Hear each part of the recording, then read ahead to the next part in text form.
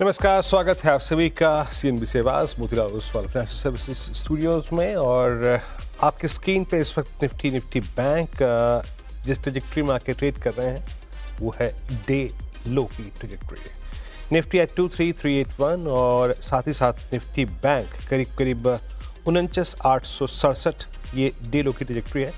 हालांकि डे लो की ट्रेजेक्ट्री से थोड़ी शार्प थी, मतलब बस समवेयर आई थिंक 49,700 वहाँ तक निफ्टी गया, निफ्टी बैंक माफ कीजिएगा, और करीब अब 49,852 के स्तर पर आके ट्रेड करता हुआ 100-110 अंक ऊपर वहाँ से ट्रेड कर रहा है। देखिए सुबह हमारी क्या बात हुई थी, और दो तीन चीज़ें थी। लास्ट कुछ सेशंस में सॉफ्टनेस मार्केट्स में थी और FIs की सेलिंग। आज सुबह थोड़ा बहुत अगर स्टेट ऑफ कन्फ्यूज़न था भी कि हम 20 डेमा को होल्ड करेंगे या नहीं करेंगे, वो शुरुआत में ठीक 9 बजे जो एक फ्लैश आया ना, उसने उसकी भूमिका बांध दी थी कि शायद आज हम 20 डेमा के नीचे सफ़र तय करें, एंड इट वाज रुपी। हालांकि याद रखिएगा फॉरेक्स मार्केट में अब एक रिकवरी है, बट सुबह सुबह एक फियर क्या था, 49 पैसे आप कमज़ोर खुले, आप ऑलमोस्ट 88 की ट्रेजेक्ट्री को हिट कर रहे थे।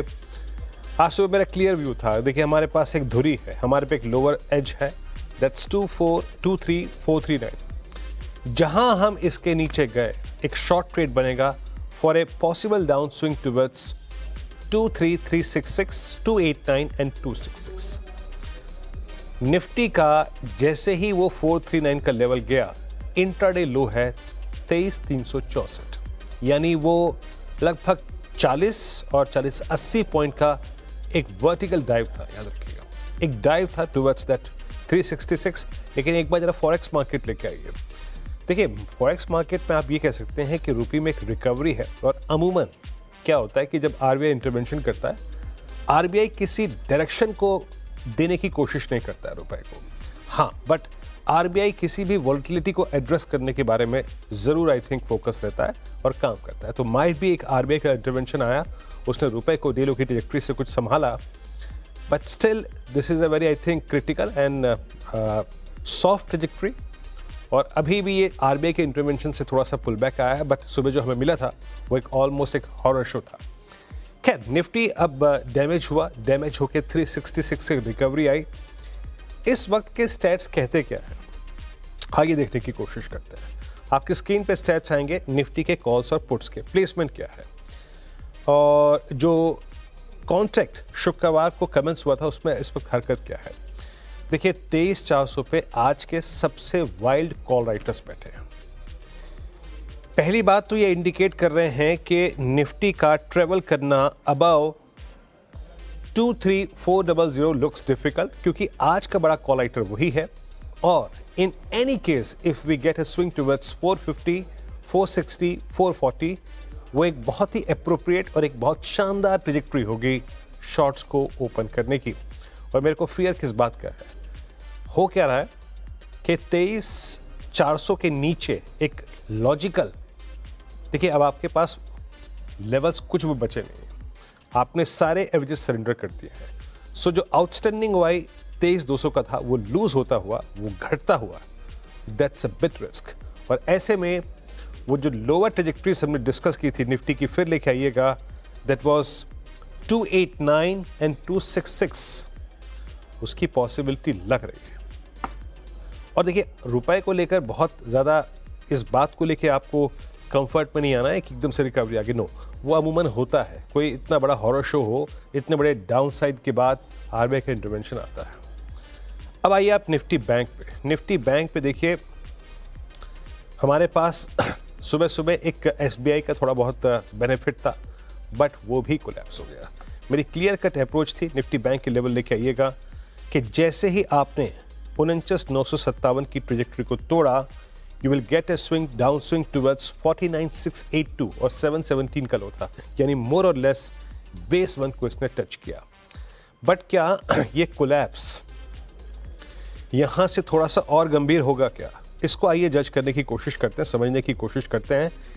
याद रखिएगा निफ्टी बैंक जहां पे इस वक्त ट्रेड कर रहा है, दैट्स 49,777, ये है 10 डेमा की ट्रेजेक्ट्री, और निफ्टी बैंक का 20 डेमा अलाइंड है अप्रोक्सीमेटली 49,640 पे। तो मैं इन स्टेट्स को देख के एक बात यकीनन कह सकता हूं कि वी आर हेडिंग टुवर्ड्स 49,500, क्योंकि कॉल राइटर्स पे कन्विक्शन है, 20 डे मार्क कॉलिंग, और साथ ही साथ पुट राइटर्स के पास कोई कन्विक्शन नहीं। मीन वेल, अब कह रहा था ना आपको बात करते करते हम सिंक होंगे और सिंक हो रहे हैं।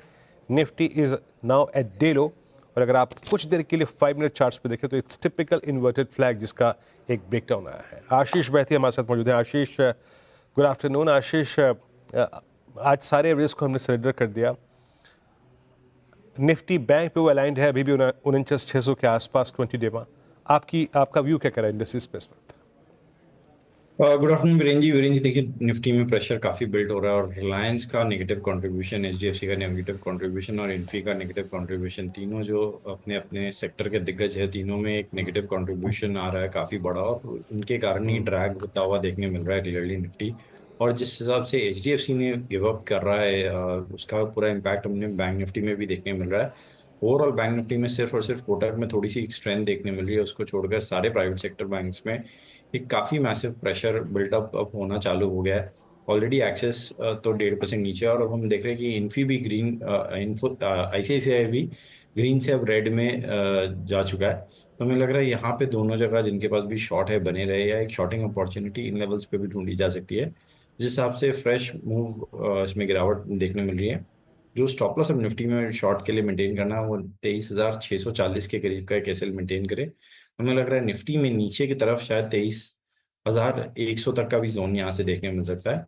सिमिलरली अगर बैंक निफ्टी की मैं बात करूँ तो यहाँ पे भी प्रेशर बिल्डअप हो रहा है, लेकिन थोड़ा सा एक शेड एटलीस्ट फिर भी बेटर है। यहाँ थोड़ा सा पुल बैक आए तो शॉर्टिंग करने की सलाह रहेगी, इन लेवल्स पे शॉर्ट ना करे, क्योंकि एग्जैक्ट जो एक सपोर्ट जोन है उसके पास काफी हॉवर कर रहा है बैंक निफ्टी। यहाँ पे जो स्टॉप लॉस मेंटेन करना चाहिए वो 50,350 के करीब का एक एसएल मेंटेन करे, कोई पुल बैक में ही शॉर्ट करना है। और हमें लग रहा है नीचे की तरफ बैंक निफ्टी में भी 49,300 तक का जोन देखने मिल सकता है। ओके, ये है निफ्टी बैंक पर। निफ्टी पे आपका आउटलुक है ये। आपके 3 स्टॉक फ्यूचर्स आशीष बहती जी क्या है आज, क्या पिक कर रहे हैं आप स्टॉक्स में?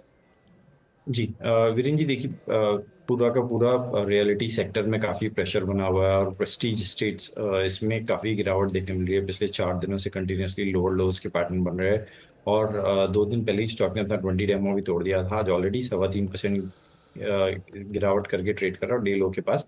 बट हमें लग रहा है यहाँ पे इसमें गिरावट और बढ़ती हुई देखने मिल सकती है, तो 1340 का स्टॉप लॉस लगाकर प्रेस्टीज स्टेट्स में बिकवाली की सलाह रहेगी। नीचे में हमें लगता है इसमें 1240 तक का भी जोन देखने मिल सकता है। दूसरा जो स्टॉक हमें खराब लग रहा है वो है मेटल स्टॉक्स में से हिंडाल्को। यहाँ पे भी प्रेशर बन रहा है, स्टॉक ने थोड़ा सा इंट्राडे में रिकवरी जरूर दिखाई है, बट हमें लग रहा है यहाँ पे गिरावट थोड़ी सी और बढ़ते हुए देखने मिल सकती है। मेटल में ओवरऑल प्रेशर बना हुआ है, तो हिंडाल्को में भी बिकवाली की सलाह रहेगी। जो स्टॉप लॉस इसमें मेंटेन करना है वो 612 रुपए का एक एसएल मेंटेन करे। नीचे में हमें लगता है इसमें 580 तक का जोन, और 580 और 570 तक का जोन देखने मिल सकता है। वीरेन जी तीसरा स्टॉक जो हमें खराब लग रहा है वो है एनएचपीसी। अच्छा स्टॉक में आज ओपन हुआ था, और उसके बाद पूरा हमने देखा कि इंट्राडे में इसमें काफ़ी अच्छी खासी सेलिंग हो रही है, और यहाँ स्टॉक अभी भी डे लो के पास में ट्रेड कर रहा है। तो मुझे लग रहा है एनएचपीसी में यहाँ बिकवाली की जा सकती है। जो स्टॉप लॉस इसमें मेंटेन करना है वो 78 रुपीज़ का एक एसएल मेंटेन करे। नीचे में हमें लगता है इसमें 71 तक का टारगेट देखने मिल सकता है। ये 3 ट्रेड्स आशीष बहती जी के जरा एक एक करके स्क्रीन पे रखिएगा। और प्रेस्टीज स्टेट्स करीब 1240 के टारगेट के लिए 1340 का स्टॉप लॉस, 1306 पर ट्रेड करता हुआ। और आशीष बहती जी का दूसरा ट्रेड है हिंडाल्को फ्यूचर्स, 570-580 का लक्ष्य, 6.2 का स्टॉप लॉस।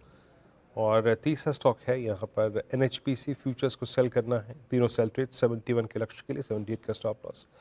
देखिए मैं सुबह आशीष से भी एक बात कर रहा था, और वो स्क्रीन पे विजिबल भी है।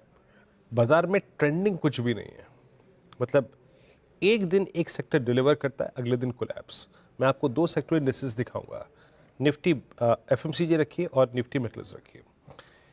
निफ्टी एफएमसीजी में सबसे ज़्यादा शॉर्टिंग, कोलैप्स, लॉन्ग अनवाइंडिंग हुई थी, और आज सुबह सुबह ये स्ट्रॉन्ग था, लेकिन अब कोलैप्स होता हुआ। और जरा मेटल्स लेके आइए, जिसमें कल सबसे बड़ी शॉर्ट कवरिंग थी, आज वो कोलैप्स होता हुआ।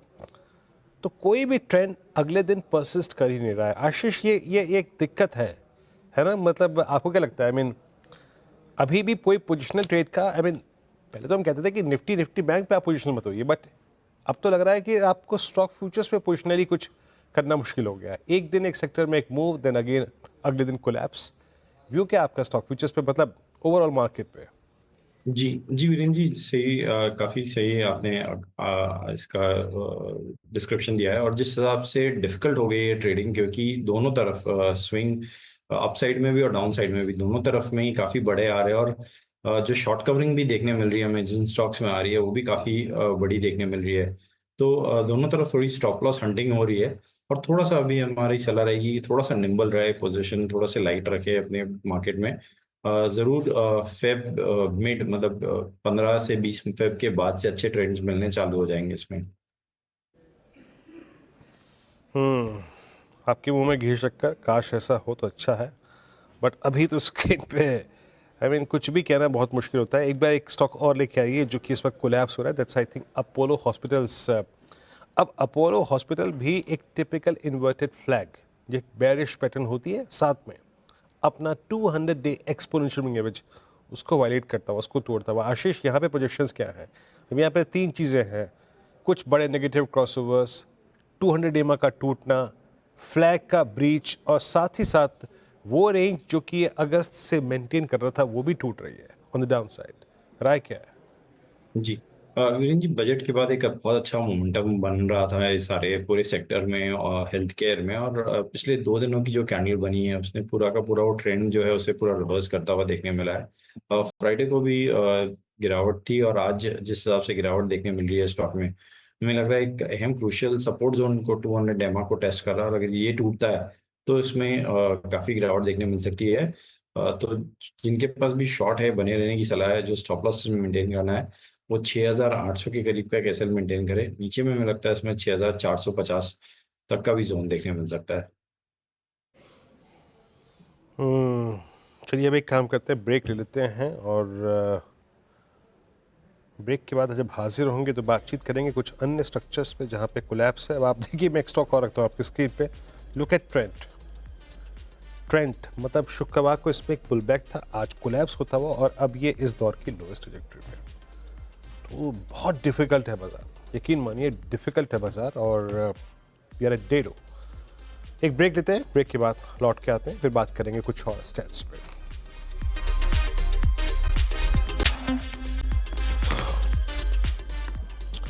स्वागत है कार्यक्रम में आपका फिर से, और कुछ स्टेट्स के चेक्स और लेते हैं। यहाँ पे ट्रेंड, आशीष बैती जी, जो ब्रेक से पहले मैंने जिक्र भी किया, ट्रेंड भी आज अब डीलो पे आके ट्रेड करता हुआ।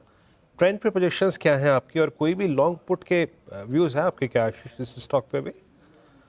जी विनीत जी, वन वे फॉल ट्रेंड में देखने मिल रहा है। और हमारी सलाह रहेगी कि इसे एक्चुअली पुट के थ्रू ही ट्रेड करें, क्योंकि इसमें जो रिवर्सल भी आते हैं वो भी काफ़ी स्ट्रॉन्ग रहते हैं। तो फ्यूचर में रिस्क रिवॉर्ड अब इन लेवल्स पे फेवरेबल नहीं है। लेकिन जो पुट है एट द मनी 155 रुपए के करीब चल रही है, 5200 वाली पुट, उसमें खरीदारी की जा सकती है। जो स्टॉप लॉस इसमें मेंटेन करना है वो सिर्फ 20 रुपए का, मतलब 155 में चल रही है, 135 के करीब एसएल रखना है। और हमें लगता है इसमें 180 और 200 तक का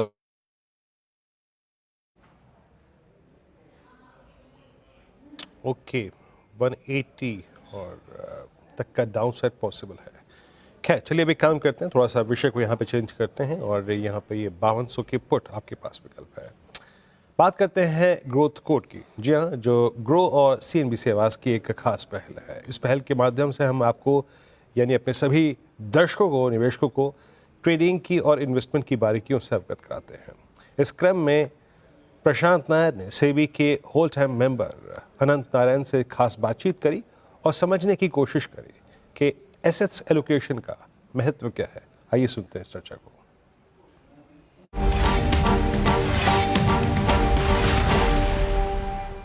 We talk about equities, we talk about F&O, but there's also asset allocation at a broader level, right? When you pull back and look at what you should be really doing, whether you should be buying A stock or B stock or C stock.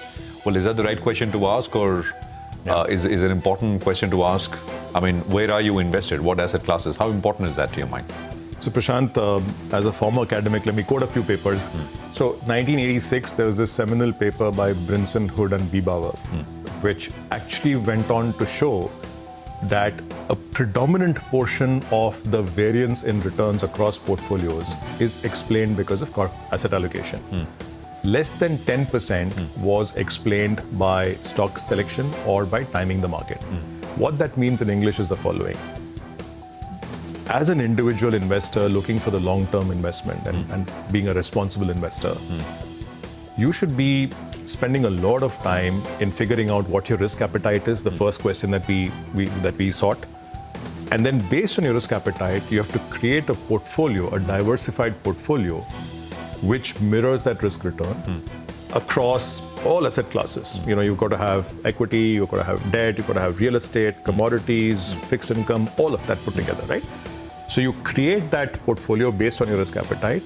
Once you decide your asset allocation, that pretty much will determine 90% of the variation of the returns going forward. Some of our investors tend to spend an inordinate amount of time on picking stocks or on timing the market. 99% of the investors. That's right. So it's a bit of a Pareto principle, where we spend inordinate amount of time on something that matters very little, and we don't spend enough time on what really matters, which is doing a thoughtful asset allocation.